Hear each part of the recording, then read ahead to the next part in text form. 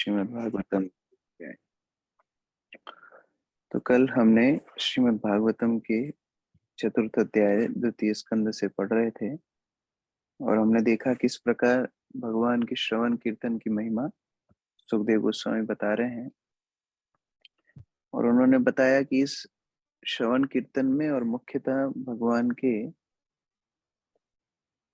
भक्तों के संग में इतनी शक्ति है कि कोई भी वर्ग का व्यक्ति, कोई भी वर्णाश्रम की स्थिति का व्यक्ति या वर्णाश्रम से बाहर का व्यक्ति भी अगर भगवान के भक्तों की संगति में आ जाता है तो वह पूर्ण रूप से शुद्ध हो जाता है। प्रभा विष्णवे नमः। तो उसी श्रृंखला में श्लोक संख्या 19 से हम लोग आगे पाठ करेंगे। सैषात्मात्मवतामधीश्वरस्त्रयीमयो धर्मामयस्तपोमयः गताव्यलिकैरजशंकरादिभिर्वितर्क्यलिंगो भगवान् प्रसीदताम्। विनोद प्रभु पढ़िए। हरे कृष्ण प्रभु जी, दंडवत प्रणाम। वे परमात्मा हैं तथा समस्त स्वरूप सिद्ध पुरुषों के परमेश्वर हैं। वे साक्षात वेद, धर्म ग्रंथ, शास्त्र तथा तपस्या हैं। वे ब्रह्मा जी, शिव जी तथा कपट से रहित समस्त व्यक्तियों द्वारा पूजित हैं। आश्चर्य तथा सम्मान से ऐसे पूजित होने वाले पूर्ण पुरुषोत्तम मुझ पर प्रसन्न हो। हरे कृष्ण प्रभु जी। तो यह सुखदेव गोस्वामी बार बार अलग अलग गुणों को भगवान के प्रकाशित करते हुए भगवान को नमस्कार कर रहे हैं, भगवान को प्रणाम कर रहे हैं। तात्पर्य सुजाता माता जी पढ़िए। हरे कृष्णा प्रभु जी, दंडवत प्रणाम। यद्यपि परम भगवान आत्म साक्षात्कार के विभिन्न पंथों के अनुयायियों के स्वामी हैं, तो भी वे उन्हीं लोगों द्वारा प्रिय हैं जो आडंबर से परे हैं। प्रत्येक व्यक्ति शाश्वत शांति या शाश्वत जीवन के अन्वेषण में रहता है और इस गंतव्य को लक्ष्य बनाकर वह या तो वैदिक शास्त्रों का या अन्य धर्म शास्त्रों का अध्ययन करता है अथवा ज्ञान मार्गी दार्शनिकों या योगियों अथवा अनन्य भक्तों इत्यादि के रूप में कठोर तपस्या करता है। लेकिन परमेश्वर की पूर्ण अनुभूति केवल भक्तों को ही हो पाती है, क्योंकि वे समस्त छल छद्म से ऊपर होते हैं। जो लोग आत्म साक्षात्कार के पथ पर होते हैं वे सामान्यतया कर्मी, ज्ञानी, योगी या भगवत भक्त के रूप में वर्गीकृत किए जाते हैं। कर्मी लोग जो वैदिक कर्मकांडों के सकाम कर्मों के प्रति अत्यधिक आसक्त रहते हैं वे भुक्ति कामी अर्थात भौतिक भोग की इच्छा रखने वाले कहलाते हैं। ज्ञानी जन जो मानसिक चिंतन द्वारा परमेश्वर से तदाकार होना चाहते हैं वे मुक्तिकामी अर्थात भौतिक अस्तित्व से मुक्ति के इच्छुक कहलाते हैं। योगी जन जो 8 प्रकार की सिद्धियां प्राप्त करने हेतु विभिन्न प्रकार की तपस्याएं करते हैं और अंततः समाधि में परमात्मा से मिलते हैं, वे सिद्धि कामी कहलाते हैं। ये योगी सूक्ष्मतर से सूक्ष्मतम बनने, दीर्घतर से दीर्घतम बनने, कुछ भी इच्छित वस्तु प्राप्त करने, सब पर नियंत्रण करने, इच्छानुसार वस्तुएं उत्पन्न करने इत्यादि की इच्छा करते हैं। ये सब शक्तिमान योगी की क्षमताएं हैं, लेकिन भगवत भक्त स्वयं की तुष्टि हेतु इस प्रकार की कोई वस्तु नहीं चाहते हैं। वे केवल श्री भगवान की सेवा करना चाहते हैं, क्योंकि श्री भगवान महान है और जीवात्माओं के रूप में वे श्री भगवान के नित्य अधीन अंश हैं। भक्त द्वारा होने वाली आत्मा की यह पूर्ण अनुभूति उसे इच्छा रहित बनने में अर्थात अपने स्वयं के लिए कुछ भी इच्छा न करने में सहायता करती है और इस प्रकार भक्त निष्काम कहलाता है। जीव अपनी वैधानिक स्थिति के कारण समस्त इच्छाओं से रहित नहीं हो सकता। भुक्तिकामी, मुक्तिकामी तथा सिद्धिकामी सभी स्वयं की तुष्टि हेतु कुछ न कुछ पाने की इच्छा करते हैं, लेकिन निष्काम भक्त श्री भगवान के लिए ही सब कुछ इच्छा करते हैं। वे श्री भगवान के आदेशों पर पूरी तरह आश्रित रहते हैं और श्री भगवान की तुष्टि के लिए अपना कर्तव्य निभाने हेतु सदैव उद्यत रहते हैं। प्रारंभ में अर्जुन ने अपने आप को इस प्रकार प्रस्तुत किया मानो वह आत्मतुष्टि का इच्छुक है, क्योंकि वह कुरुक्षेत्र में युद्ध में लड़ना नहीं चाह रहा था।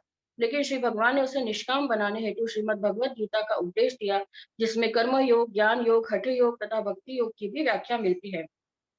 चूंकि अर्जुन निष्कपट था, अतएव उसने अपना निर्णय बदल दिया और युद्ध करने हेतु राजी होकर श्री भगवान को तुष्ट किया। करिष्ये वचनम तव, इस तरह वह निष्काम बना। यहाँ पर ब्रह्मा तथा शिव के उदाहरण विशेष रूप से दिए गए हैं, क्योंकि ब्रह्मा, शिव, श्रीमती लक्ष्मी तथा चारों कुमार सनक, सनातन इत्यादि ये चारों निष्काम वैष्णव संप्रदायों के अग्रणी हैं।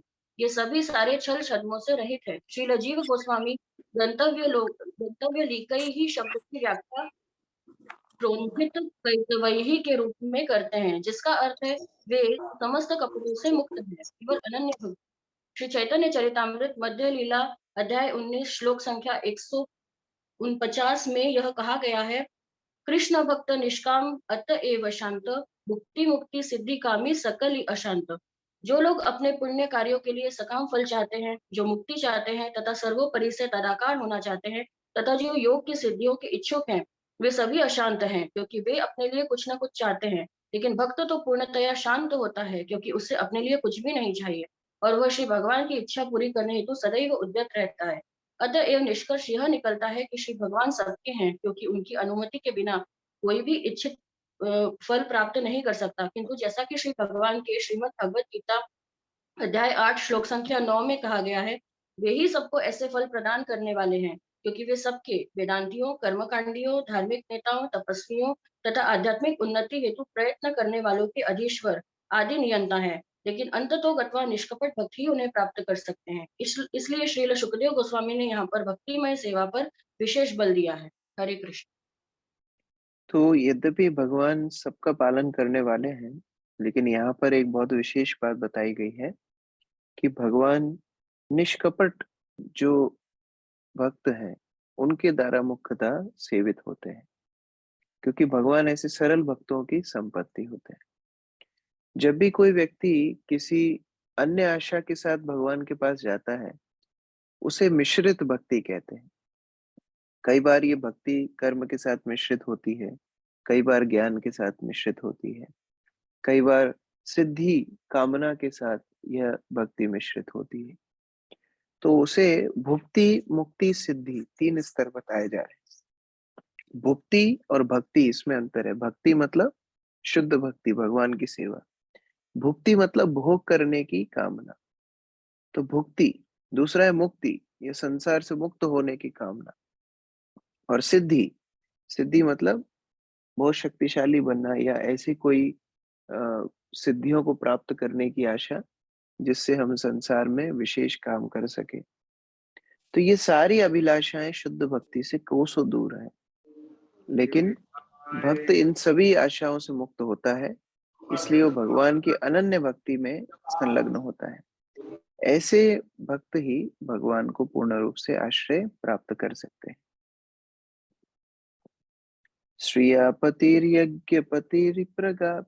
प्रजापतिर धियानपतिर्लोकपतिर्धरापति पतिर्गतिश्चान्धक वृष्णि सात्वताम् प्रसीदतां मे भगवान सताम पति। अर्चना माता जी पढ़िए। हरे कृष्ण प्रभु जी, दंडवत प्रणाम।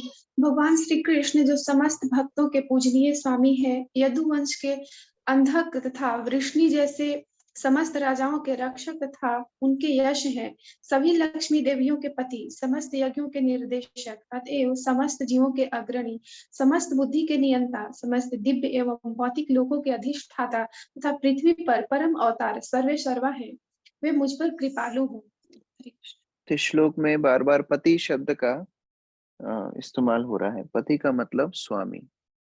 तो भगवान सभी के स्वामी हैं, चाहे वो भक्त हो, चाहे भक्त हो, चाहे वो अलग अलग राजा देवी देवता इत्यादि, सबके भगवान सर्वे सर्वा हैं। और ऐसे भगवान को सुखदेव गोस्वामी प्रणाम करते हुए कृपा की अभिलाषा कर रहे हैं। श्रील प्रभुपाद ने बहुत सुंदर तात्पर्य दिया है, बहुत ध्यान से सुनना। राहुल प्रभु पढ़िए। हरे कृष्ण प्रभु जी, दंडवत प्रणाम। तात्पर्य: चूंकि सुखदेव गोस्वामी प्रमुख गतव्यलिक अर्थात निष्कपट है, अतएव वे भगवान श्री कृष्ण के संबंध में अपनी अनुभूति को समस्त सिद्धियों का सार भगवान बताते हैं। प्रत्येक व्यक्ति लक्ष्मी जी की कृपा का आकांक्षी रहता है, लेकिन लोग यह नहीं जानते कि भगवान श्री कृष्ण लक्ष्मी जी के प्रियतम पति है। ब्रह्म संहिता में कहा गया है कि भगवान अपने दिव्य धाम गोलोक वृंदावन में सुरभि गायों को चराते रहते हैं और वहां लाखों लक्ष्मियां उनकी सेवा करती रहती है। ये सारी लक्ष्मियां उनकी अंतरंगा शक्ति के अंतर्गत हृदयनी शक्ति की अभिव्यक्तियां है, और जब भगवान इस पृथ्वी पर प्रकट हुए तो उन्होंने इस हृदयनी शक्ति के कार्यकलापों का आंशिक प्रदर्शन उन बुद्धिजीवों को ये आकृष्ट करने आह्लादिनी शक्ति, आह्लाद, जैसे हम बोलते हैं प्रहलाद लाद दायिनी, आह्लादिनी। आह्लादिनी शक्ति के कार्यकलापों का आंशिक प्रदर्शन उन बुद्ध जीवों को आकृष्ट करने के लिए रासलीला के रूप में किया, जो तुच्छ काम वासना के मृग तृष्णा के पीछे दौड़ते रहते हैं। सुखदेव गोस्वामी जैसे भगवान के शुद्ध भक्त ने, जो भौतिक जगत के गर्हित विषयी जीवन से पूर्ण रूप से विरक्त है, भगवान की आह्लादिनी शक्ति के इस कार्य को काम वासना यौन से संबंधित करके कभी विवेचन नहीं किया, अपितु उन संसारी लोगों के लिए जो विषयी जीवन के पीछे दौड़ते हैं, अचिंत्य दिव्य रस का आस्वादन कराने के लिए इसका विवेचन किया। संसार में मोह की जंजीरों में बद्ध होने का मूल कारण विषयी जीवन ही है, किंतु सुखदेव गोस्वामी कभी भी संसारी विषयी जीवन के प्रति रुचि नहीं रखते थे। नहीं भगवान की आह्लादिनी शक्ति की अभिव्यक्ति का ऐसी पतित वस्तुओं से कोई संबंध होता है। भगवान चैतन्य एक दृढ़ सन्यासी थे, यहाँ तक कि वे किसी भी स्त्री को अपने निकट नहीं आने देते थे, न ही उन्हें नमन करने तथा प्रणाम करने देते थे। उन्होंने जगन्नाथ मंदिर में देवदासियों द्वारा की जाने वाली प्रार्थनाएं तक कभी नहीं सुनी, क्योंकि सन्यासी को स्त्री जाति द्वारा गाए गए गीत भी सुनने की मनाही है। फिर भी दृढ़ सन्यासी पद पर रहते हुए भी उन्होंने वृंदावन की गोपियों द्वारा की गई पूजा की विधि को भगवान की सर्वोच्च प्रेमा भक्ति के रूप में मान्यता दी। श्रीमती राधा रानी तो ऐसे लक्ष्मियों में प्रधान है, अतएव भगवान की आह्लादिनी अर्धांगिनी है और कृष्ण से अभिन्न है। जीवन में सर्वोच्च लाभ प्राप्त करने के लिए वैदिक अनुष्ठानों में विभिन्न प्रकार के यज्ञों के करने की संस्तुतियां की गई है। बड़े बड़े यज्ञ करने से प्राप्त होने वाले वर अंततः लक्ष्मी जी द्वारा की गई कृपा ही है, और लक्ष्मी जी के पति या प्रियतम होने के कारण भगवान समस्त यज्ञों के भी स्वामी हैं। वे सभी प्रकार के यज्ञों के अंतिम भोक्ता है, अतएव विष्णु का एक अन्य नाम यज्ञपति भी है। भगवत गीता में संस्तुति की गई है कि प्रत्येक कार्य यज्ञपति के लिए किया जाए, यज्ञार्थात कर्मणः, अन्यथा मनुष्य के कार्य प्रकृति के नियम द्वारा उसके बंधन का कारण होंगे। जो लोग समस्त भ्रांत धारणाओं विलिकम से मुक्त नहीं होते हैं, वे छोटे छोटे देवता को प्रसन्न करने के लिए यज्ञ करते हैं, लेकिन भगवत भक्त अच्छी तरह जानते हैं कि भगवान श्री कृष्ण ही समस्त यज्ञ अनुष्ठानों के परम भोक्ता है। अतएव वे संकीर्तन यज्ञ, श्रवणम कीर्तनम विष्णु करते हैं, जो इस कलयुग के लिए विशेष रूप से संस्तुत है। कलयुग में अन्य प्रकार के यज्ञ को संपन्न करना संभव नहीं है, क्योंकि व्यवस्था अपर्याप्त है और कुशल पुरोहित भी नहीं मिल पाते। भगवत गीता अध्याय 3 श्लोक संख्या 10 से 11 हमें यह सूचना मिलती है कि ब्रह्मा ने ब्रह्मांड में बद्ध जीवों को जन्म देने के पश्चात उन्हें यज्ञ करने तथा संपन्न जीवन बिताने का आदेश दिया। ऐसे यज्ञों के संपन्न करने से बद्ध जीवों को कभी भी जीवन निर्वाह करने में कठिनाई नहीं होती। अंततोगत्वा वे अपने जीवन को शुद्ध कर सकते हैं। वे देखेंगे कि उनकी उन्नति आध्यात्मिक जगत में सहज ही हो गई है और जीव का वही वास्तविक स्वरूप है। बद्ध जीव को चाहिए कि वह कभी भी यज्ञ, दान तथा तपस्या का परित्याग किसी भी दशा में न करे। ऐसे सभी यज्ञों का उद्देश्य यज्ञपति अर्थात भगवान को प्रसन्न करना है, इसलिए भगवान प्रजापति भी है। कठोपनिषद के अनुसार अकेले भगवान असंख्य जीवों के नायक है। सारे जीव भगवान द्वारा पालित है।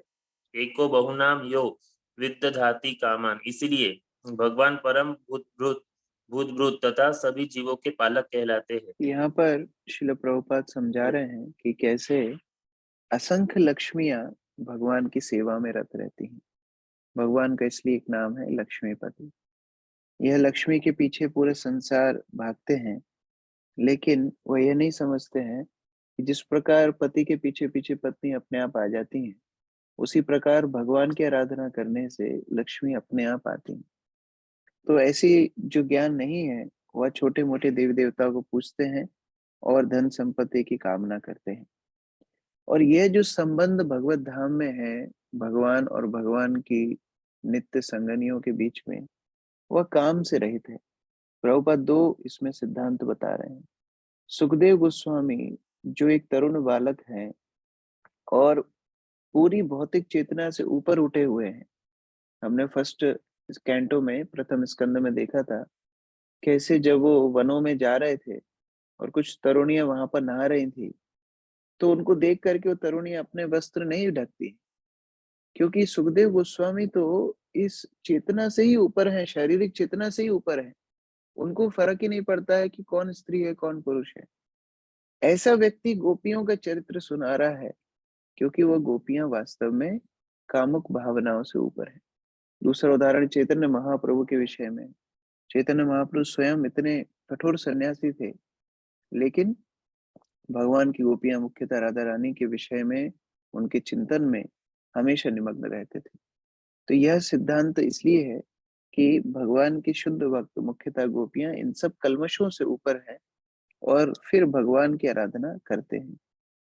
यद्यपि वेदों में यज्ञों का उल्लेख हुआ है, लेकिन कलयुग में मुख्य यज्ञ है भगवान की आराधना करने के लिए संकीर्तन यज्ञ। जीवात्मा का धर्म है कि कैसे वो भगवान की सेवा करे, और कलयुग में वही सेवा संकीर्तन के माध्यम से की जाती है। बसंत प्रभु आगे पढ़िए। हरे कृष्णा प्रभु जी, धन्यवाद, प्रणाम। जीवों को उनके पूर्व कर्मों के अनुपात के अनुसार ही बुद्धि प्रदान की जाती है। सारे जीवों को एक समान गुण वाली बुद्धि प्रदान नहीं की जाती, क्योंकि बुद्धि के ऐसे विकास के पीछे भगवान का नियंत्रण रहता है। जैसा कि भगवत गीता 15वें अध्याय 15वें श्लोक में घोषणा की गई है, परमात्मा रूप में भगवान सबके हृदय में वास करते हैं और उन्हीं से स्मृति, ज्ञान की शक्ति तथा विस्मृति आती है। मत्ता स्मृति ज्ञानम अपोहनम च। एक व्यक्ति भगवत कृपा से अपने भूतकाल के कार्यों को भली भांति स्मरण कर सकता है, जबकि दूसरा व्यक्ति नहीं कर पाता। कोई व्यक्ति भगवत कृपा से अत्यधिक बुद्धिमान होता है, किंतु उसी नियंत्रण से दूसरा व्यक्ति मूर्ख होता है। अतएव भगवान ध्यानपति अथवा बुद्धि के स्वामी है। बद्ध जीव भौतिक जगत के स्वामी बनने का प्रयास करते हैं। प्रत्येक व्यक्ति अपनी उच्चतम बुद्धि का प्रयोग करके भौतिक प्रकृति पर प्रभुत्व जताना चाहता है। बद्ध जीव द्वारा बुद्धि का यह दुरुपयोग पागलपन कहलाता है। मनुष्य को अपनी बुद्धि का उपयोग भव बंधन से मुक्त होने के लिए करना चाहिए, लेकिन बद्ध जीव अपने पागलपन के कारण इंद्रिय तृप्ति में ही अपनी सारी शक्ति तथा बुद्धि लगा देता है और इस उद्देश्य की प्राप्ति के लिए वह सभी प्रकार के दुष्कर्म करता है। परिणाम यह होता है कि पागल बद्ध जीव संपूर्ण स्वतंत्रता का मुक्त जीवन प्राप्त न करके पुनः पुनः अनेक प्रकार के बंधनों में पड़ता रहता है। भौतिक जगत में हम जो कुछ देखते हैं वह भगवान की ही सृष्टि है। अतएव समस्त ब्रह्मांडों में प्रत्येक वस्तु के वे ही असली स्वामी हैं। बद्ध जीव भगवान के वश में रहकर इस सृष्टि के एक अंश का भोग कर सकता है, लेकिन आत्मनिर्भर बनकर नहीं। यही ईशोपनिषद का उपदेश है। मनुष्य को ब्रह्मांड के स्वामी द्वारा प्रदत्त वस्तुओं से संतुष्ट रहना चाहिए। यह तो निरा पागलपन है कि कोई दूसरे के हिस्से की भौतिक संपत्ति में अधिकार जताने का प्रयास करता है। ब्रह्मांड के स्वामी बद्ध जीवों पर अपने अहेतुकी कृपावश अपनी ही शक्ति आत्म माया द्वारा बद्ध जीवों के साथ नित्य संबंध को पुनः स्थापित करने के लिए अवतरित होते हैं। वे सबों को उनके नियंत्रण में कुछ हद तक झूठे ही भोक्ता बनने के बजाय अपनी शरण में आने के लिए उपदेश देते हैं। जब वे इस तरह अवतरित होते हैं, तब वे यह सिद्ध कर देते हैं कि उनमें भोगने का कितना बड़ा सामर्थ्य है और वे एक साथ 16,000 पत्नियों के साथ विवाह करके भोग की अपनी शक्ति का प्रदर्शन उदाहरण के तौर पर करते हैं। बद्ध जीव केवल एक पत्नी का पति बनकर गर्व का अनुभव करता है, लेकिन भगवान इस पर हंसते हैं। बुद्धिमान व्यक्ति जान सकता है कि असली पति कौन है। वास्तव में भगवान ही अपनी सृष्टि की सारी स्त्रियों के पति है, लेकिन भगवान से नियंत्रित होने वाला बद्ध जीव अपने को एक या दो पत्नियों का पति होने पर गर्व अनुभव करता है। इस श्लोक में वर्णित विभिन्न प्रकार के पतियों की ये योग्यताएं भगवान श्री कृष्ण को ही शोभा देती है।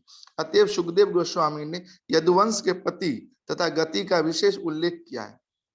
यदुवंश के सभी सदस्य जानते थे कि भगवान श्री कृष्ण ही सब कुछ है, और जब उन्होंने पृथ्वी पर अपनी दिव्य लीलाएं समाप्त कर ली तो वे सभी उनके पास लौटना चाह रहे थे। यदुवंश का विनाश भगवान की इच्छा से हुआ, क्योंकि इसके सदस्यों को भगवान के साथ भगवत धाम वापस जाना था। यदुवंश का संहार परमेश्वर द्वारा सृजित भौतिक प्रदर्शन था, अन्यथा यदुवंश के सारे सदस्य तथा भगवान नित्य संगी है। अतएव भगवान समस्त भक्तों के मार्गदर्शक हैं। इसलिए सुखदेव गोस्वामी ने प्रेम पूरित भावों से भगवान को सादर नमस्कार किया। हरे कृष्ण। तो भगवान ने जो भी बुद्धि सामर्थ्य दिया है, उससे जीवात्मा यद्यपि अपने इंद्रिय तृप्ति की कोशिश करती है, लेकिन और बद्ध हो जाती है। अगर वही बुद्धि सामर्थ्य से अगर हम भगवान की सेवा करें, तो हम भगवान के शुद्ध भक्तों की श्रेणी में आ सकते हैं। जैसे यहाँ पर यदुवंशियों का भी उदाहरण दिया जा रहा है। उन्होंने कृष्ण को अपने पति, गति, स्वामी के रूप में स्वीकार किया और भगवान उनका लालन-पालन तो करते ही हैं, उनके साथ लीला-विलास करते ही हैं और जो स्वयं अपने धाम में जाते हैं, तो साथ में भी ले जाते हैं। तो उस प्रकार से भगवान का प्रिय बनने के लिए हमको अपने बुद्धि, सामर्थ्य, इंद्रियों सबके साथ भगवान की सेवा में संलग्न होना होगा। यदङ्घ्रियविध्यानसमाधिधौत्या धियानुपश्यन्ति हि तत्त्वमात्मना वदन्ति चैतत्कवयो यथा रुचन् सा मे मुकुंदो भगवान प्रसीदताम्। सविता माता जी पढ़िए।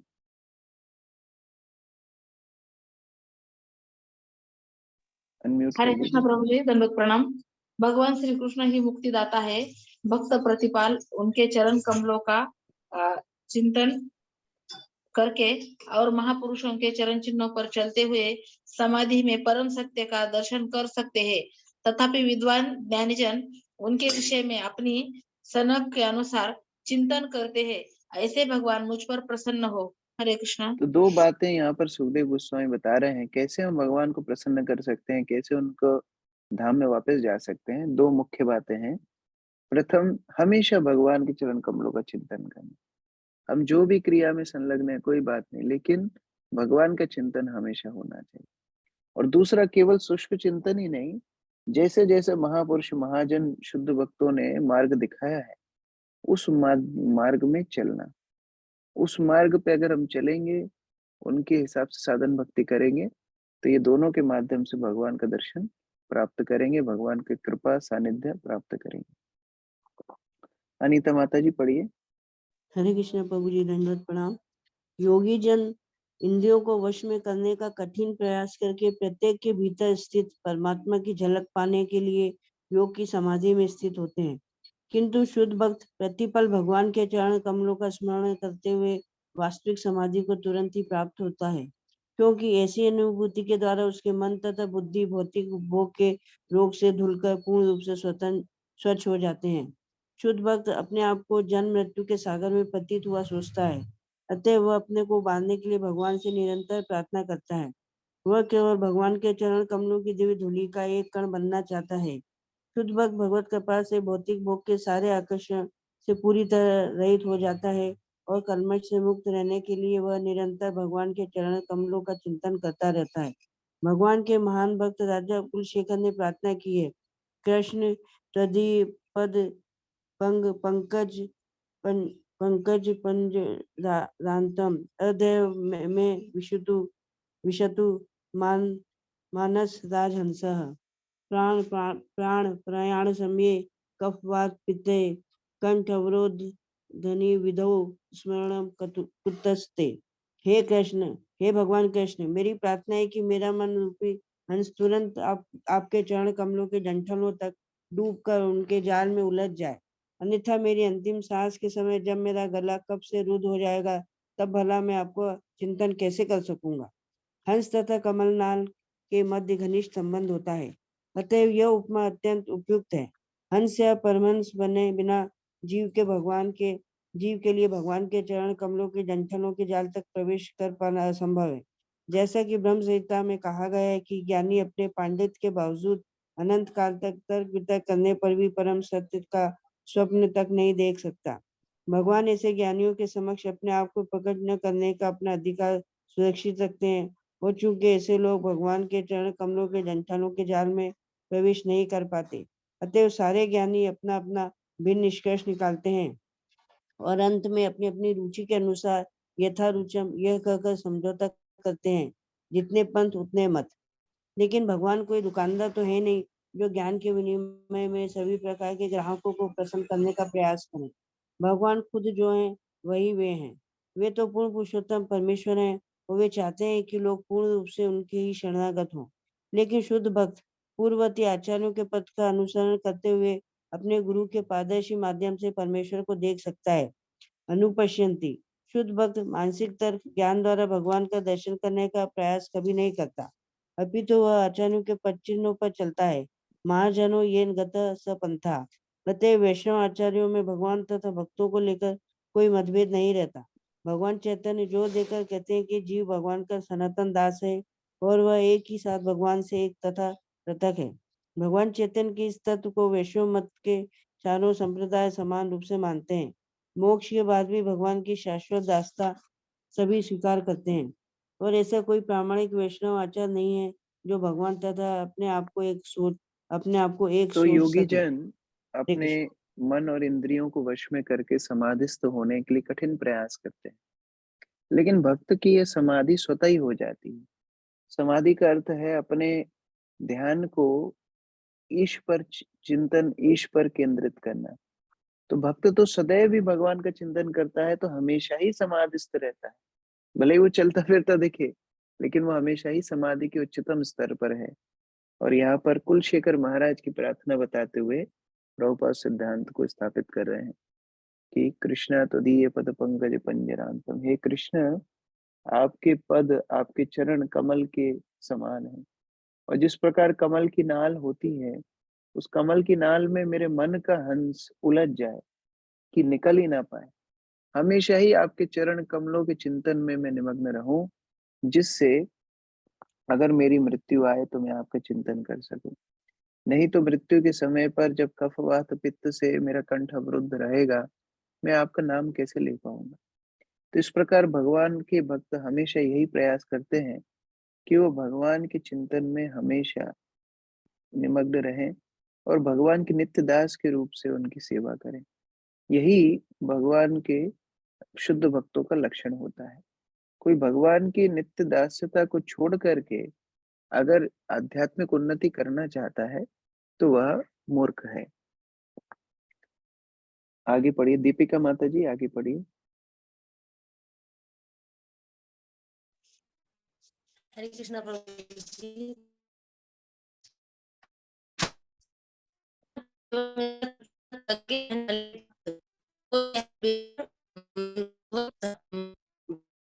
नहीं, आपका इंटरनेट उतना अच्छा नहीं है।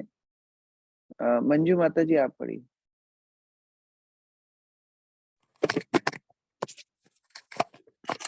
भगवान की सेवा में 100% लीन रहने वाले शुद्ध भक्त की यह विनम्रता भगवत भक्त की समाधि में दशा प्राप्त कराती है, जिसमें प्रत्येक वस्तु की अनुभूति करता है, क्योंकि भगवान निष्ठावान भक्त के साथ समक्ष प्रकट होते हैं।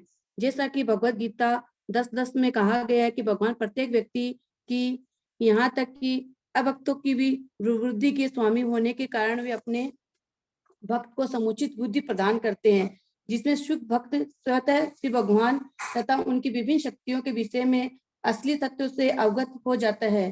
श्री भगवान न तो किसी की चिंतन शक्ति से, न परम सत्य विषय वाक्जाल से प्रकट होते हैं, अपितु वे भक्त के समक्ष तभी प्रकट होते हैं जब वे भक्त की सेवा की प्रवृत्ति से पूर्ण रूप से संतुष्ट होते हैं। श्री सुखदेव स्वामी न तो चिंतक है, न ही जितने पंथ उतने मत सिद्धांत के समर्थक है, अपितु वे केवल भगवान से उनके दिव्य आनंद का आह्वान करते हुए प्रार्थना करते हैं कि भगवान को जानने का यही तरीका है। हरे कृष्णा। तो ये जो सिद्धांत है बहुत चल रहा है, ये तो मत तथोपत, आपका जो विचार है उसी को आप पालन कीजिए, आपको सिद्धि मिल जाएगी। लेकिन ऐसा नहीं होता।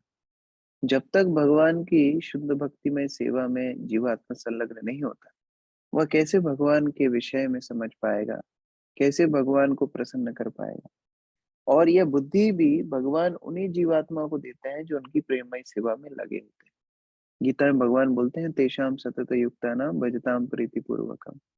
जो मेरी प्रीति पूर्वक भजन सेवा करते हैं, सतत रूप से करते हैं, ऐसे जीवात्माओं को मैं बुद्धि देता हूँ जिससे वो मेरे पास, मेरे धाम में वापस आ जाए। तो ऐसा नहीं है कि हर व्यक्ति को भगवान अपने धाम में बुला लेंगे, नहीं। जो प्रेममय सेवा में संलग्न होगा उसके लिए भगवान यह प्रयास करते हैं। प्रचोदिता येन पुरा सरस्वती वितन्वताजस्य सतिं स्मृतिं हृदि स्वलक्षणा प्रादुर्भूत किलाशयता सा मे ऋषि राम वृषभा प्रसीदताम। प्रमोदानंद प्रभु जी पढ़िए। जी, जिन्होंने सर्जन के प्रारंभ में ब्रह्मा के हृदय में शक्तिशाली ज्ञान का विस्तार किया और सृष्टि तथा अपने विषय में पूर्ण ज्ञान की प्रेरणा दी, और जो ब्रह्मा के मुख से प्रकट हुए प्रतीत हुए, वे भगवान मुझ पर प्रसन्न हो। हरे कृष्ण। धन्यवाद। तो अभी भगवान का जो सृष्टि लीला है उसके विषय में सुखदेव गोस्वामी बताना शुरू कर रहे हैं। वास्तव में भगवान को प्रणाम ही कर रहे हैं, इतने सारे श्लोकों से हम 2-3 दिन से पढ़ रहे हैं, लेकिन यही प्रणाम करते करते भगवान का जो सृष्टि लीला का जो मुख्य अंग है वह भी प्रकाशित कर रहे हैं कि कैसे सृष्टि के प्रारंभ में ब्रह्मा जब अपने विषय में नहीं समझ पा रहे थे, सृष्टि के विषय में नहीं समझ पा रहे थे, तो उनके हृदय में ज्ञान को प्रकाशित करने वाले भगवान को मैं प्रणाम करता हूँ, जो समग्र ज्ञान इत्यादि के स्तोत्र हैं। यद्यपि ऐसा कभी लग सकता है कि अरे भगवान तो ब्रह्मा से आए, या अवतार तो देखो विष्णु से आए, इत्यादि इत्यादि, लेकिन यह पूर्व सृष्टि के पूर्व में ही जो ब्रह्मा को भी ज्ञान देने वाले हैं वह भगवान साक्षात भगवान श्री कृष्ण को मैं नमस्कार करता हूँ। प्रभुपाद तात्पर्य में अलग अलग जीवात्माओं की अलग अलग जीवात्माओं के गुण इत्यादि बता रहे हैं। मित्रविंदा माता जी पढ़िए। हरे कृष्ण प्रभु, संकट प्रणाम। जैसे कि हम पहले ही ये बता चुके हैं कि ब्रह्मा से लेकर चींटी तक सारे जीवों के परमात्मा रूप में भगवान प्रत्येक जीव को वांछित ज्ञान प्रदान करते। प्रत्येक जीव भगवान से 50 से 64 के अनुपात में या पूर्ण ज्ञान का 75% अर्जित करने की क्षमता रखता है। क्योंकि जीव भगवान का स्वाभाविक अंश है, अतः वह भगवान के संपूर्ण ज्ञान को आत्मसात करने में असमर्थ होता है। वृद्ध अवस्था में जीव को शरीर के परिवर्तन या मृत्यु के साथ सब कुछ भूल जाना होता है।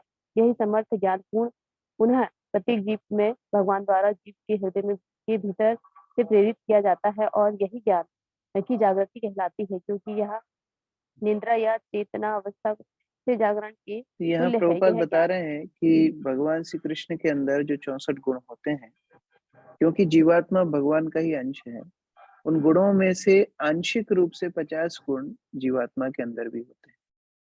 इसका मतलब ये नहीं है कि जीवात्मा 50 गुणों के साथ भगवान बन गया, नहीं। इसका मतलब यह है कि जिस प्रकार पिता के गुण पुत्र में आते हैं, उसी प्रकार भगवान के कुछ गुण 50 गुण 64 में से, और वो भी पूर्ण रूप से नहीं, आंशिक रूप से जीवात्मा के अंदर आते हैं। और यह जीवात्मा भौतिक शरीर को धारण करके उस ज्ञान को, उस अवस्था को भूल जाता है। तो भगवान ही उसको समय समय पर ज्ञान की जागृति करते हैं, जिससे वो भौतिक संसार में रहने के लिए भी जो ज्ञान चाहिए भगवान ही प्रदान करते हैं। और अगर वो आध्यात्मिक संसार में वापस आने के लिए गंभीर है, तो फिर भगवान उसको आध्यात्मिक ज्ञान दे देते हैं। अजय प्रभु आगे पढ़िए। हरे कृष्ण प्रभु, धन्यवाद प्रणाम। यह ज्ञान की जागृति न तो स्वतः घटित होती है, न ही वह भौतिक अंतक्रिया है। इसकी पूर्ति करने वाले स्वयं श्री भगवान है, ध्यानपति है, क्योंकि ब्रह्मा तथा परम सृष्टा के इस नियम के अधीन है। सृष्टि के प्रारंभ में ब्रह्मा माता पिता के बिना उत्पन्न होते हैं, क्योंकि ब्रह्मा के पहले कोई अन्य जीव न था। ब्रह्मा उस कमल से उत्पन्न होते हैं जो गर्भोदक्षायी विष्णु की नाभि से प्रकट होता है, तो इसलिए वे अज कहलाते हैं। ये ब्रह्मा या अज भी श्री भगवान के अंश स्वरूप जीव है, लेकिन श्री भगवान के सर्वाधिक पवित्र भक्त होने के नाते श्री भगवान मुख्य सृष्टि कर लेने के पश्चात भौतिक प्रकृति के द्वारा उन्हें सृष्टि करने की प्रेरणा देते हैं। अतएव न तो प्रकृति न ही ब्रह्मा श्री भगवान से स्वतंत्र है। भौतिक विज्ञानी प्रकृति की प्रतिक्रियाओं का अवलोकन मात्र कर सकते हैं, वे ऐसे कार्यकलापों के पीछे कार्यरत निर्देशन को नहीं समझ पाते। जिस प्रकार की एक शिशु बिजली के कर्तव्य को तो देखता है, किंतु उसे बिजली घर के अभियंता को कोई ज्ञान नहीं होता। भौतिक विज्ञानी का यह अपूर्ण ज्ञान उसकी अल्पज्ञता के कारण है। अतएव वैदिक ज्ञान सर्वप्रथम ब्रह्मा के अंतःकरण में प्रविष्ट कराया गया, जिससे ऐसा लगता है कि ब्रह्मा ही वैदिक ज्ञान का वितरण करने वाले। निसंदेह ब्रह्मा वैदिक ज्ञान के प्रवक्ता हैं, किंतु वास्तव में श्री भगवान ने ही उन्हें ऐसा दिव्य ज्ञान प्रदान करने हेतु प्रेरित किया, क्योंकि यह ज्ञान सीधे श्री भगवान से अवतरित होता है। इसलिए वेदों को अपौरुषेय कहा जाता है, जिसका अर्थ है वह ज्ञान जो किसी सृजित जीव द्वारा प्रदान किया गया नहीं है। सृजन के पूर्व श्री भगवान उपस्थित थे। नारायण परम व्यक्तात्, अतएव श्री भगवान द्वारा उच्चारित शब्द जीव ध्वनि की लहरियां हैं। ध्वनि के दो प्रकारों, प्राकृत तथा अप्राकृत, में जमीन आसमान का अंतर है। भौतिक विज्ञानी केवल प्राकृतिक ध्वनि या भौतिक आकाश में स्पंदित ध्वनि पर ही विचार कर सकता है। अतः हमें यह ज्ञात होना चाहिए कि सांकेतिक अभिव्यंजनाओं के रूप में अंकित वैदिक ध्वनियां इस ब्रह्मांड में किसी के द्वारा तब तक नहीं समझी जा सकती जब तक उन्हें अप्राकृत ध्वनि के स्पंदनों द्वारा प्रेरित न किया जाए, जो गुरु शिष्य परंपरा द्वारा श्री भगवान से ब्रह्मा को, ब्रह्मा से श्री नारद मुनि को, श्री नारद मुनि से श्री व्यासदेव को और आगे इसी क्रम में प्राप्त होती है। कोई भी संसारी विद्वान वैदिक मंत्रों के असली आशय को न तो प्रकट कर सकता है, न उनको अनुदित कर सकता है। इन्हें तब तक नहीं समझा जा सकता जब तक मनुष्य वेद गुरु द्वारा प्रेरित या दीक्षित न हो ले। आदि गुरु तो स्वयं श्री भगवान है यहाँ और पर परंपरा से ज्ञान बताया जा रहा चलता है, जैसे श्लोक में बताया कि ऐसा लगता है कि ब्रह्मा जी वैदिक शास्त्रों का हमेशा पाठ करते रहते हैं, और हो सकता है ब्रह्मा जी ने ही ये वैदिक शास्त्रों की रचना की है, लेकिन ये ठीक नहीं है। भागवत के प्रथम श्लोक में हमने पढ़ा, तेने ब्रह्म हृदय आदि कवये मुह्यन्ति यत् सूरय, कि हृदय में प्रकाशित ज्ञान करने वाले ब्रह्मा के वह भी भगवान हैं। तो वह भगवान आदि गुरु है, और उसी परंपरा में जैसे ब्रह्मा ने भगवान से ज्ञान प्राप्त किया, ब्रह्मा जी ने नारद जी को दिया, नारद जी ने व्यास को दिया, उसी परंपरा में जो ज्ञान प्राप्त करेंगे वह ज्ञान प्रमाणित होगा। तो उस प्रकार से सुखदेव गोस्वामी भगवान को प्रार्थना कर रहे हैं कि जो ज्ञान उन्होंने ब्रह्मा के हृदय में बताया, वही ज्ञान वह भी सुखदेव गोस्वामी परीक्षित महाराज को बता सके। तो उस प्रकार से भगवान को चिंतन करते हुए वो भगवत ज्ञान का आगे उल्लेख कर रहे हैं, मुख्यतः सृष्टि लीला का। भूतैर्महाद्वीर्यमेव पुरो विभुर निरमायसे यद अंशु पुरुषा भुंक्ते गुणान् षोडशत्मका सोलक्ष्य कृष्ण भगवान वचांसि में। योगिता माता जी पढ़िए। हरे कृष्ण प्रभु जी, दंडवत प्रणाम। ब्रह्मांड के भीतर लेटकर जो तत्वों से निर्मित शरीरों को प्राणमय बनाते हैं और जो अपने पुरुष अवतार में जीव को भौतिक गुणों के 16 विभागों को जो जीव के जनक रूप है अधीन करते हैं, वे पूर्ण पुरुषोत्तम भगवान मेरे प्रवचनों को अलंकृत करने के लिए प्रसन्न हो। हरे कृष्ण। तो यद्यपि पूरा संसार सृष्टि होने के बाद ब्रह्मा जी देख रहे थे कि अरे कोई क्रियाशील ही नहीं है, तो क्रियाशील क्यों नहीं है? क्योंकि भगवान ने उसमें प्रवेश नहीं किया था। तो भगवान उसमें प्रवेश करते हैं तब हर वस्तु क्रियाशील होती है। तो उसी प्रकार भगवान को प्रार्थना करते सुखदेव गोस्वामी बोल रहे हैं कि मेरे वचन अधूरे रहेंगे, हे भगवान आप मेरे प्रवचनों में प्रवेश कर जाइए, तब जाकर के ये परीक्षित को इस चेतना में वृद्धि होगी। संजय प्रभु तात्पर्य पढ़िए। हरे कृष्ण प्रभु जी, दंडवत प्रणाम।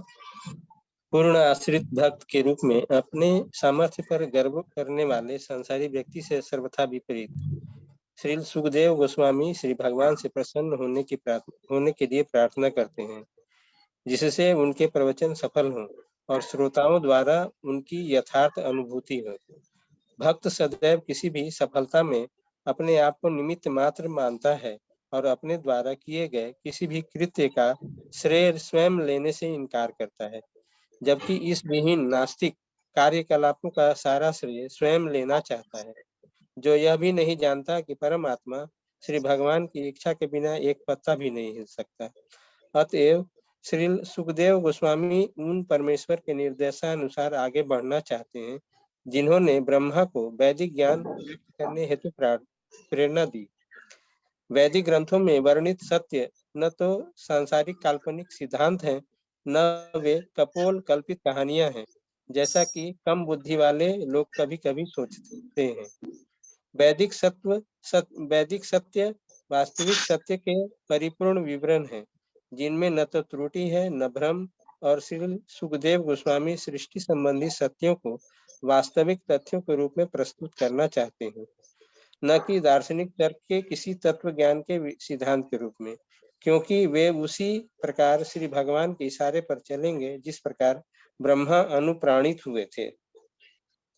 जैसा कि श्रीमद् भगवद गीता 15वें अध्याय के 15वें श्लोक में कहा गया है, श्री भगवान स्वयं वेदांत ज्ञान के जनक हैं और वेदांत दर्शन के वास्तविक तात्पर्य को जानने वाले एकमात्र वे ही हैं। अतएव वेदों में वर्णित धर्म के सिद्धांतों से बढ़कर अन्य कोई सत्य नहीं है। ऐसा वैदिक ज्ञान या धर्म श्री सुखदेव गोस्वामी जैसे प्रामाणिक पुरुष द्वारा फैलाया जाता है, क्योंकि वे श्री भगवान के विनीत दास हैं, जिन्हें बिना किसी अधिकार वाले स्वनियुक्त व्याख्याकार बनने की कोई इच्छा न थी। वैदिक ज्ञान की व्याख्या करने की यही विधि है, जिसे परंपरा प्रणाली कहते हैं। तो भौतिक संसार का बुद्धिमान लक्षण है कि व्यक्ति अहंकारी होता है और वह सोचता है कि स्वतंत्र रूप से सब काम कर लेगा, लेकिन यहाँ बताया जा रहा है कि बुद्धि, स्मरण शक्ति, विस्मृति ये सब भगवान से आती है। तो सुखदेव गोस्वामी इस तथ्य को जानते हैं, वह अहंकारी नहीं है। वह यद्यपि सारे ज्ञान को सुने हैं अपने पिताजी व्यासदेव से, लेकिन फिर भी भगवान को प्रार्थना कर रहे हैं कि भगवान आप मेरी वाणी में प्रवेश कीजिए, आप मुझे बुद्धि दीजिए जिससे मैं आपका गुणगान कर सकूं। ये भक्त का भाव होता है। आशीष प्रभु आगे पढ़िए।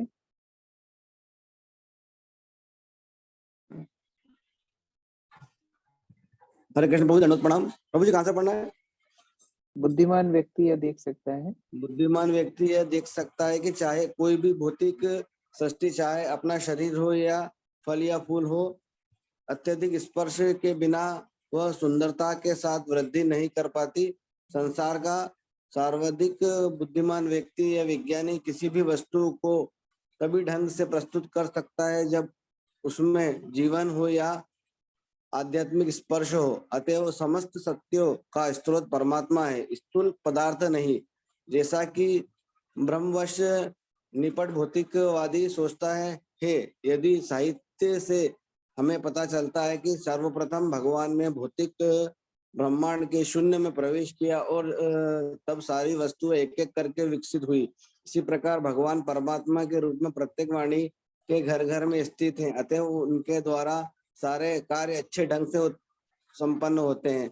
16 प्रमुख सृजनकारी तत्व, जिनके नाम में पृथ्वी, जल, अग्नि, वायु, आकाश तथा 11 इंद्रियां साक्षात भगवान से विकसित हुए, तब जीवों में बढ़ गए। इस तरह भौतिक तत्वों का सृजन जीवों के भोग के लिए किया गया। अतएव समस्त भौतिक अभिव्यक्तियों के पीछे जो सुंदर व्यवस्था है वह भगवान की शक्ति द्वारा संभव होती है, और प्रत्येक जीव उसे ठीक से समझने के लिए भगवान से प्रार्थना ही कर सकता है। क्योंकि भगवान परम चेतना है और सुखदेव गोस्वामी से भिन्न है, अतएव उनकी प्रार्थना की जानी चाहिए। भगवान भौतिक सृष्टि का भोग करने में जीव की सहायता करते हैं, किंतु ऐसे झूठे लोग से पृथक रहते हैं। सुखदेव गोस्वामी भगवान से कृपा करने के लिए प्रार्थना करते हैं, जिससे वे सत्य को प्रस्तुत करने में स्वयं सहायता पाने के साथ साथ उन लोगों की भी सहायता करें जिन्हें वे सुनाने जा रहे हैं। हरे कृष्ण प्रभु।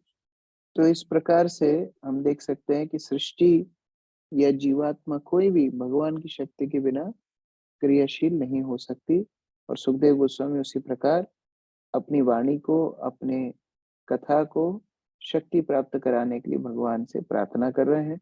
तो जब भी हम इस विषय वस्तु पे पाठ करते हैं या किसी को बताते हैं तो हमें भी प्रार्थना करनी चाहिए। इसलिए मंगलाचरण करने का सिस्टम है कि हम भगवान से प्रार्थना करें, गुरु से प्रार्थना करें, तभी हमारी वाणी में वह प्रवेश करेंगे। अभी आगे अपने गुरु, अपने पिताजी को प्रार्थना कर रहे हैं। 1-1.5 पेज और बचा है ये अध्याय समाप्त करने में, तो हम 1-1.5 पेज और पढ़ेंगे और ये अध्याय आज यहाँ पर समापन हो जाएगा। नमस्तस्मै भगवते वासुदेवाय वेधसे वपुर्ज्ञानम् अयं सौम्य यन्मुखान् यन्मुखाम्भोरुहासुवम्। सोनी माता जी पढ़िए। हरे कृष्णा प्रभु जी, दंडवत प्रणाम। नहीं, आपका इंटरनेट स्ट्रांग नहीं है। तृप्ति लता माता जी आप पढ़िए। हरे कृष्ण प्रभु जी, धन्यवाद प्रणाम। मैं वासुदेव के अवतार श्री व्यासदेव को सादर नमस्कार करता हूँ, जिन्होंने वैदिक शास्त्रों का संकलन किया। शुद्ध भक्तगण श्री भगवान के कमल सदृश मुख से टपकते हुए अमृतमय दिव्य ज्ञान का पान करते हैं। हरे कृष्ण। तो अभी व्यास देव को प्रणाम कर रहे हैं, अभी तक भगवान को प्रणाम कर रहे थे, अभी श्रील व्यास देव को प्रणाम कर रहे हैं सुखदेव गोस्वामी कि मैं उन भगवान के अवतार श्रील व्यास देव को प्रणाम करता हूँ, जिन्होंने सारे वैदिक शास्त्रों का संकलन किया। ऐसे शुद्ध भक्त भगवान के हमेशा चरण कमलों से निकलने वाले अमृत का पान करते रहते हैं। ऐसे शुद्ध भक्तों को मैं प्रणाम करता हूँ। तात्पर्य राहुल प्रभु पढ़िए। हरे कृष्णा प्रभु जी, धन्यवाद प्रणाम। तात्पर्य, वेद से शब्द की व्याख्या करते हुए श्री श्रीधर स्वामी ने टीका की है कि इस शब्द द्वारा श्री व्यासदेव को सादर नमस्कार किया गया है, जो वासुदेव के अवतार है। श्री जीव गोस्वामी ने इसे स्वीकार किया है, लेकिन श्री विश्वनाथ चक्रवर्ती ठाकुर एक कदम आगे है कि भगवान कृष्ण के मुख से टपकता अमृत उनकी विभिन्न प्रेमिकाओं के मुखों में चला जाता है, जिससे वे संगीत, नृत्य, वेश सज्जा, अलंकरण जैसी ललित कलाएं एवं वे सारी बातें जानती है जो भगवान को आस्वाद्य है। भगवान द्वारा आस्वाद्य ऐसा संगीत, नृत्य तथा अलंकरण संसारी नहीं होता, क्योंकि भगवान को प्रारंभ में ही परम अर्थात दिव्य कहकर संबोधित किया गया है। भुलक्कड़ बद्ध जीवों को यह दिव्य ज्ञान अज्ञात है। भगवान के अवतार श्री व्यासदेव ने वैदिक साहित्य का इसलिए संकलन किया जिससे बद्ध जीव भगवान के साथ अपने विसरे हुए संबंधों को फिर से स्मरण कर सके।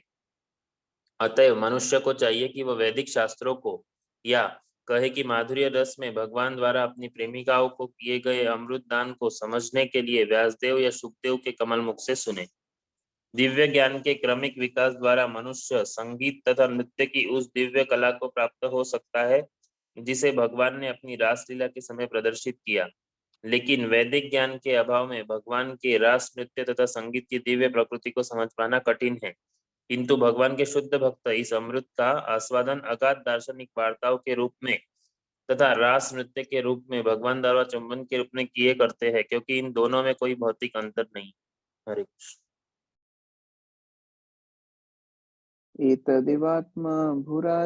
एतदेवात्म भूराजन् नारदाय विपृच्छते वेदगर्भो भयदात् साक्षात् यद आह हरिरात्मना। पायल माता जी पढ़िए। हरे कृष्णा प्रभु जी, दंडवत प्रणाम। हे राजन, नारद द्वारा पूछे जाने पर प्रथम जन्म ब्रह्मा जी ने इस विषय में ठीक वही बात बतलाई जो भगवान ने अपने पुत्र ब्रह्मा से प्रत्यक्ष कही थी, जो जन्म से ही वैदिक ज्ञान से संयुक्त थे। तो अभी जो आगे कथा बताने वाले हैं वह ज्ञान ब्रह्मा जी से भगवान ने बताए थे, भगवान ने ब्रह्मा को बताए। तो अभी जो आगे कथा है वह साक्षात ब्रह्मा ने, भगवान ने जो ब्रह्मा को बताई थी, वह वार्ता अभी आगे बताने वाले हैं। तात्पर्य पूजा माता जी पढ़िए। हरे कृष्णा प्रभु जी, दंडवत प्रणाम। ज्यों ही भगवान श्री विष्णु के नाभि कमल से ब्रह्मा का जन्म हुआ, उन्हें वैदिक ज्ञान प्रदान किया गया। अतएव वे एक वेद गर्भ या जन्म से वेदांती कहलाते हैं। वैदिक ज्ञान के या पूर्ण अच्युत ज्ञान के बिना कोई भी कुछ सृजन नहीं कर सकता। सारा वैज्ञानिक ज्ञान तथा पूर्ण ज्ञान वैदिक है। वेदों से सभी तरह की जानकारी प्राप्त की जा सकती है। इसीलिए ब्रह्मा को परिपूर्ण ज्ञान प्रदान किया गया था, जिससे वे सृष्टि करने में समर्थ हो सके। अतएव ब्रह्मा सृष्टि के पूर्ण विवरण से अवगत थे, क्योंकि परम भगवान श्री हरि ने उन्हें इससे अवगत कराया था। जब श्री नारद मुनि ने ब्रह्मा से जिज्ञासा की तो उन्होंने श्री नारद मुनि को ही उसी प्रकार सुनाया जैसा उन्होंने स्वयं श्री भगवान से सुना था। श्री नारद मुनि ने ठीक यही बात श्रील व्यासदेव को बताई और श्रील व्यासदेव ने श्रील सुखदेव गोस्वामी को उसी रूप में सुनाया जिस प्रकार उन्होंने श्री नारद मुनि से सुन रखा था। श्रील सुखदेव गोस्वामी वे ही बातें अब उसी प्रकार सुनाने जा रहे थे जिन्हें उन्होंने श्रील व्यासदेव से सुना था। वैदिक ज्ञान को समझने की यही विधि है। केवल उपर्युक्त परंपरा द्वारा ही वेदों की भाषा समझी जा सकती है, अन्यथा नहीं। सिद्धांतों से कोई लाभ होने वाला नहीं है। ज्ञान को वास्तविक होना चाहिए। बहुत सी ऐसी बातें हैं जो जटिल होती है और कोई उन्हें तब तक नहीं समझ सकता जब तक वे किसी ऐसे व्यक्ति द्वारा ना बताई जाए जो उसे जानता हो। वैदिक ज्ञान को जानना अत्यंत कठिन है, अतः उसे उपयुक्त प्रणाली से सीखना चाहिए, अन्यथा वह जरा भी समझ में नहीं आता। अतएव श्रील सुखदेव गोस्वामी ने श्री भगवान से कृपा करने के लिए प्रार्थना की, जिससे वे उनके द्वारा ब्रह्मा को प्रत्यक्ष कहे गए संदेश को या ब्रह्मा ने जो कुछ श्री नारद मुनि से कहा उसे दोहरा सके। अतएव श्रील सुखदेव गोस्वामी द्वारा वर्णित सृष्टि विषय कथन सैद्धांतिक नहीं है, जैसा कि संसारी लोग कहते हैं, अपितु पूर्ण रूप से सत्य है। जो इन संदेशों कथाओं को सुनता है और आत्मसात करने का प्रयास करता है, वो भौतिक सृष्टि से संबंधित पूरी जानकारी प्राप्त कर लेता है। इस प्रकार श्रीमद् भागवतम के द्वितीय स्कंद के अंतर्गत सृष्टि प्रक्रम नामक चतुर्थ अध्याय के भक्ति वेदांत तात्पर्य पूर्ण हुए। श्रील प्रभुपाद की जय। यहाँ हरे कृष्ण। परंपरा के से श्रवण करने का फिर से जोर दिया जा रहा है। किस प्रकार परंपरा में भगवत ज्ञान सुनना है और उसको अगर हम दोहराते हैं तो उसमें कृष्ण की शक्ति सम्मिलित रहती है। इस प्रकार भगवान को प्रणाम करते हुए, अपने पिता व्यासदेव को प्रणाम करते हुए, परंपरा को प्रणाम करते हुए अब सुखदेव गोस्वामी आगे की कथा बता रहे हैं कि किस प्रकार भगवान श्री कृष्ण सर्व कारण है, हर वस्तु के स्रोत हैं। तो कल से हम अध्याय 5 पढ़ना प्रारंभ करेंगे। हरे कृष्ण। ग्रंथराज श्रीमद् भागवतम की जय। श्रील प्रभुपाद की जय।